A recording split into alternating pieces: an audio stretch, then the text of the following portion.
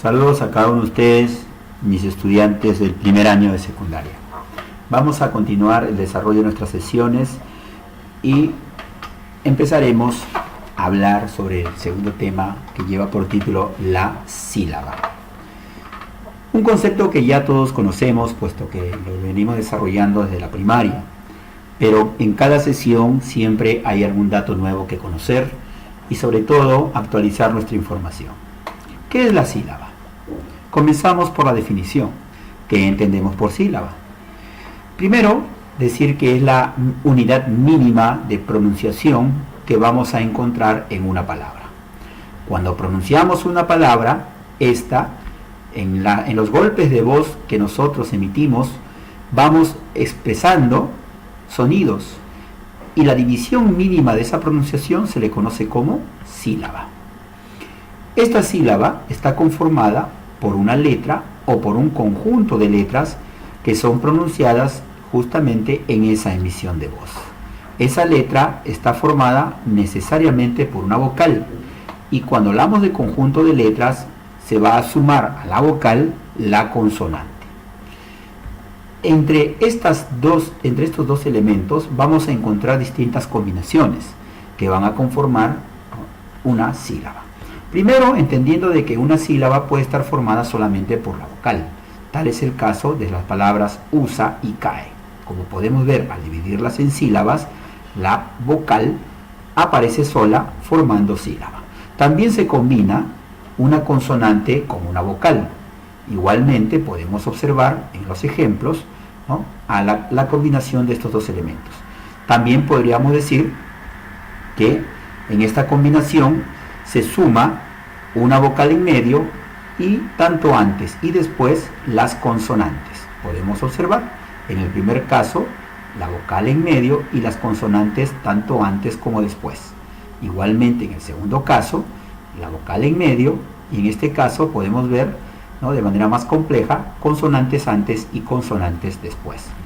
Y tenemos como cuarta combinación una vocal más una consonante y otra consonante, ¿no? Una combinación poco usual pero que también existe. Tal es el caso de instituto y de abstraer. Bien, debemos añadir adicionalmente y observando los ejemplos que acabamos de mencionar que en toda sílaba necesariamente habrá de estar presente una vocal. Esta es la parte más importante que constituye una sílaba. Y ya que hablamos de parte, vamos a referirnos a ello, ¿no?, a las partes de la sílaba. ¿De qué está constituida una sílaba? Podemos notar, por ejemplo, con la palabra que vemos a continuación, carne, dividiéndola en sílabas, encontramos que esta, ¿no?, se parte en dos elementos, car y ne. Por lo tanto, al poseer dos sílabas, decimos que es una palabra bisílaba, ¿no? Y hay palabras que tienen tres, se llamarían trisílabas. Muy bien. Y cuando tiene una solamente, ¿recuerdan? Monosílaba, correcto. Bueno, tenemos entonces la palabra carne y observamos que vamos a tomar como muestra esta sílaba car, ¿sí? Veamos que en medio está la vocal y en la otra sílaba también observamos que hay una vocal. Esto indica de que siempre habrá una vocal en la sílaba.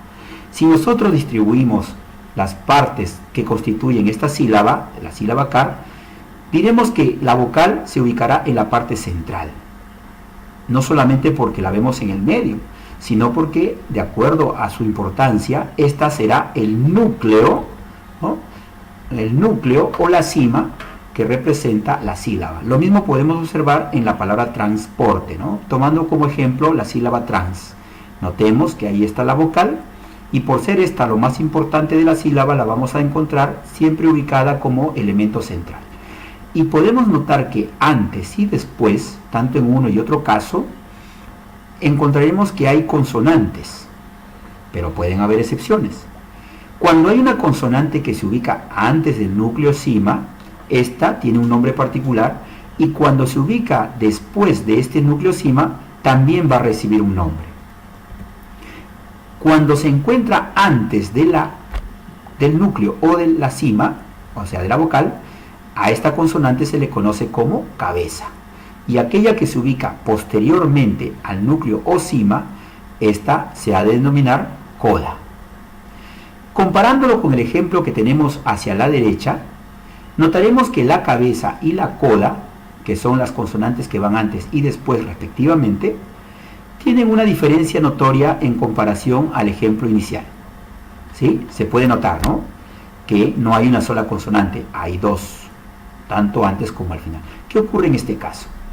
Siempre será una cabeza y una coda, pero con un detalle adicional, que se van a llamar compuestas. ¿Por qué? Por la simple razón de que no hay una sola consonante, sino que está formada por una combinación de dos. En este caso, ¿ya?, cuando tenemos una cabeza compuesta, notaremos lo siguiente. Toda cabeza compuesta está formada por dos tipos de consonantes. La primera, a la que se le llama licuante, y como podemos ver en esta lista, ¿sí?, 7 consonantes cumplen esa función, la consonante inicial. Y luego está acompañada y se va a combinar por la que llamaremos consonante líquida, que en este caso son solamente dos. La combinación de licuantes y líquidas nos van a dar toda esta lista de cabezas compuestas, ¿sí?, como podemos ver aquí. Muy bien, así tenemos por ejemplo blanco, broma, credo, clavo, dragón, flaco, frío, globo, gramo, placa, promo y trapo, por ejemplo, ¿no?, por citar algunos casos. ¿Correcto? Así tenemos entonces partes de la sílaba. Como primer punto de ejercicio, y eso ustedes también lo tendrán en la guía que les voy a alcanzar, harán este ejercicio, harán este trabajo de reconocer en las sílabas que les propongo, ¿sí?, la ubicación correspondiente de acuerdo a su parte o estructura. Entonces ubicarán la parte que corresponde a la cima, la que corresponde a la cabeza y a la coda, recordando de que la cima siempre será una vocal. Muy bien. Y que si hablamos de cabeza será la consonante que está antes de la cima o núcleo, y la coda aquella que va al final después de del núcleo o cima. Entonces, por ejemplo, tenemos la sílaba es. Vemos aquí, es una sílaba para este caso. Vemos de que aquí está la vocal.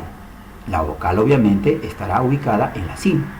Y como la consonante que le acompaña va después, esta no será una cabeza, sino será su ubicación en la coda, como vemos en el ejemplo.